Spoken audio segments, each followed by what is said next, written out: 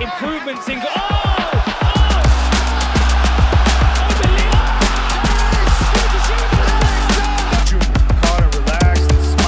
Artlist.io. Alright guys, we've got an interesting one today.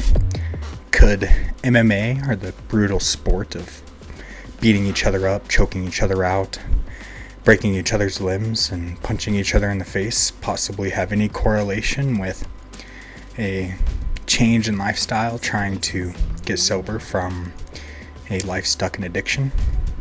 Stick around and I'll convince you there is. To give a short amount of background, I've been doing BJJ for on and off about 3 consistent years out of the last 7 years, and a solid 9 to 12 months of boxing and kickboxing mixed in with that. And for my addiction background, unfortunately I can tote a little bit longer stuck in addiction, starting at a very young age, around 11, 12 years old, cigarettes, slowly into marijuana, slowly into pills, unfortunately pretty quickly into methamphetamines, and a lot of alcoholism. That lasted for the course of roughly 9 or 10 years of my life, and I've had a sober lifestyle for coming on 9 years now. First thing I want to talk about is kind of the 2 misnomers between the two.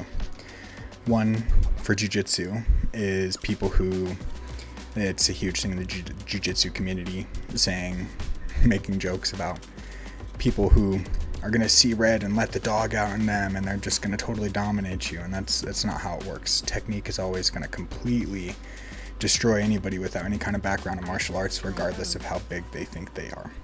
To draw that into a correlation with addiction, the misnomer that I see in addiction a lot is that simply putting down the beer or the drug is going to be enough to quit your addiction, but that's not the case. Everything inside you is still broken.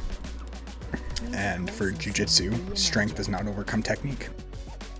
So getting into this, the strength versus technique, I want to start with the idea of an arm bar. I just want you to know a couple of things, like where this guy who looks like he's super comfortable, where his elbow is in relation to Mighty Mouse's body. This is Mighty Mouse Demetrius Johnson, absolute beast.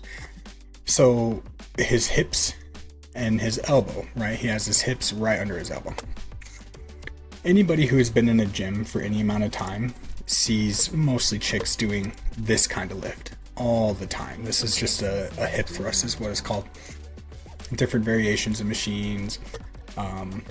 So between the machine, and this is just like a little demo, I see chicks doing much more weight than this all the time. 150, 160 pound chicks doing 300 pounds consistently in the gym. And just your average kind of gym. Oh, there you go. There is 315 right there. That this maybe 165 pound girl is hip thrusting into the air. So note where the bar is. Note where the elbow is. So to say that strength can overcome jiu-jitsu is basically to say that you can bicep curl 3, 4, 5, 600 pounds. And not to mention the awkward position this is. To have his face turned away like that, it makes everything completely different. When we're doing bench press, our shoulders, we're getting our chest up to change the power from the front delt to the lat. We're doing all sorts of things to make it ideal. Jiu-jitsu, the technique in jiu-jitsu is to make everything unideal. So to give a little bit more on that, we have an Americana. So an Americana, right? If you just raise your arm to the square and start with your elbow down low and try to push your knuckles to the back and keep your elbow flat, and you can do this on a wall. It's actually a really great mobility exercise. So if I raise my arm, trying to push my knuckles back, you're going to feel a tension start in your rotator cuff. And that's the idea of this submission, is to submit somebody because it hurts. So this guy would just lift this arm right here, which has his arm over it, right? Stripe shirt is the guy being submitted. This guy is submitting him. his arm is under striped shirt.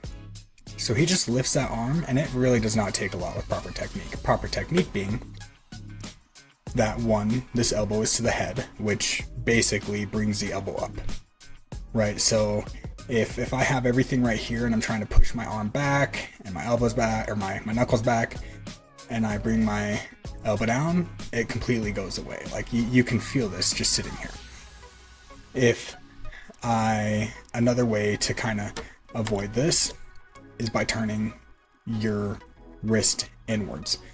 So this guy is he's on top of this. Like, you could see that his wrist is primed in a way to turn his wrist to the mat, turn his knuckles to the mat. So his knuckles, you could paint the mat with his knuckles, right? Like a brush. You wouldn't use just the end of the brush. You'd use the widest part of the brush. So that's just a little bit of how technique dominates strength in jiu-jitsu. You're basically isolating a joint or a single muscle, the bicep, against a group of muscles that is much, much stronger.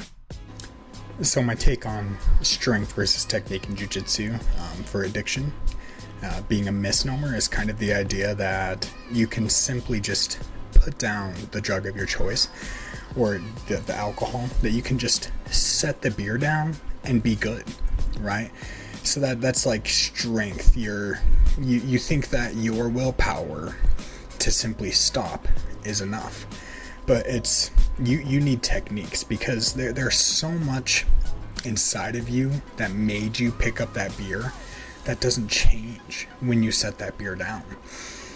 When in fact the beer itself, or the drug of choice itself, is what numbed the rest. And kind of similar in a BJJ way, where people with big egos walk into a gym, especially, or commonly, people with big muscles, they rely on those big muscles, and I'm not exempt. I was a power lifter for a number of years, and I definitely had a sense of confidence that came with being this big guy.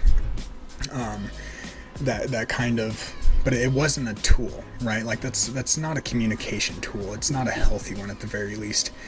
So addiction is a very similar way. We come up with these childish ways to go about our life, where in jiu-jitsu or with a lack of jiu-jitsu, it's ego, it's posturing, it's all these things. Whenever we get in a situation where it would be applicable for addiction, it's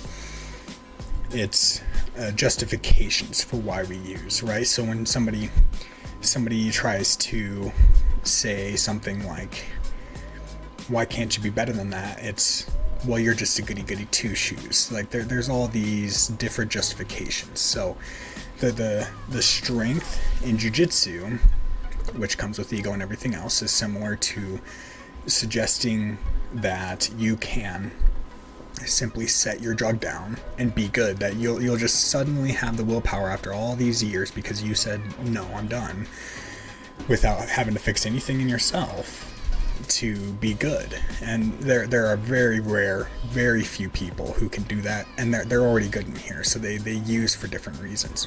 A vast majority of people use for reasons like trauma or lack of self-confidence, all these different things.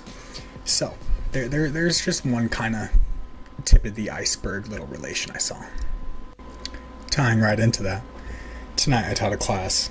I'm the 2-stripe white or blue belt that gets to teach beginners class. Yeah, I know. The kids class cliche, right? But I enjoy it. So I get brand new beginners to come in, and once again, I am not exempt from this in any way, shape, or form. When you first come into a jiu-jitsu gym and you have all these ideas of what getting in a fight is going to be like, right? Like, you're surrounded by people who actually do this on a daily basis. You're not that guy, or I really hope you're not the guy who hasn't been in the gym but was getting in fights 2 hours a day every 7 a.m. Monday through Friday. But when you come in, what you have is basically these false notions of what life or what fighting is supposed to be. Everybody thinks of the haymaker, right? You have your right hand and you're just going to slam it into their face. And, against another untrained fighter, maybe it'll work, who knows.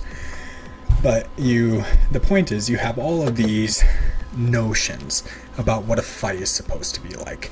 And with those notions come different justifications. The famous one in the BJJ community, at least the one that's joked about, is, bro, you don't know the dog in me. I'm just going to see red and I'm just going to mess everything up. And as ashamed as I am to admit it, I was that guy being in my addiction. And having all the ego that came with it, but none of the actual self-confidence to back it up. I was definitely the guy who thought, for some reason, I'll be different. For some reason, I'll just turn into a Super Saiyan, right? And I'll mess everything up because I'm angry. And when people start figuring out that their ego and they're muscling it and the dog is not going to come out in them and be able to suddenly submit this person who has been training how to fight for even 6 months, a year, let alone 10, 20, 30 years, you kind of shut down. So with addiction, when people, there's something called the pink cloud, and it's kind of this, well, I've decided to get help, to get my life straight, and to quit using my drug, which has destroyed my life. And you kind of get this idea in your head that everything is just going to be better because everything was so bad when you used. It's true to an extent. Like, to draw it back to BJJ, the longer you stay, the more talented you become. Before you know it, you'll be the guy who is teaching all the newbies. I guess that's kind of the situation we're in right now. After a while of being sober, you learn different tools and you learn to self-evaluate yourself in enough of a way that you can see the unhealthy coping mechanisms that you developed in your addiction, and you can start to turn those into healthy coping mechanisms. Like self-talk is a huge one, just the way that you talk to yourself, your confidence, which is largely your perception of the world, and your self-talk inside of that perception, all these different things. So similar to when you walk into a gym, and I can't even tell you how many people walked out, like all these big gym lifting bros. I mean, gosh, I have to say roughly 1 out of 10. Some it's that they don't want to commit themselves to the hobby, they didn't find themselves in it, but it's always the guys who are like, yeah, no, I can screw stuff up, and then they come in and they roll for their very first time and they just try to muscle everything, and they get smashed, they get choked, they get submitted over and over again, standing exactly 0 chance, and then they leave and they never come back. Guess what? When you set that beer down, all of your insecurities, your life perceptions, they're going to come and smack you in the face. And you have 2 choices. And this leads us perfectly into the next correlation that I just love about the coming from jiu-jitsu and addiction is camaraderie. The friends that I have in jiu-jitsu are some of the closest I've ever had in my entire life. And, maybe it's a little bit of trauma bonding. Somebody oil checks you so many times and eventually you're just like, okay, don't do that anymore. You're my friend. No, I'm just teasing. No, it's this idea of becoming vulnerable with people around you and then those people lifting you up. So in jiu-jitsu, the vulnerability is weight. I thought that I would just see red and be able to handle everything. And now I'm realizing that a 16-year-old girl can tap me out and absolutely dominate me on the mat. So it's very humbling, and it will change your worldview. Addiction is very similar. Like, wait, I thought getting rid of this drug was supposed to make me feel better. I thought that life was supposed to be easier after I got rid of this.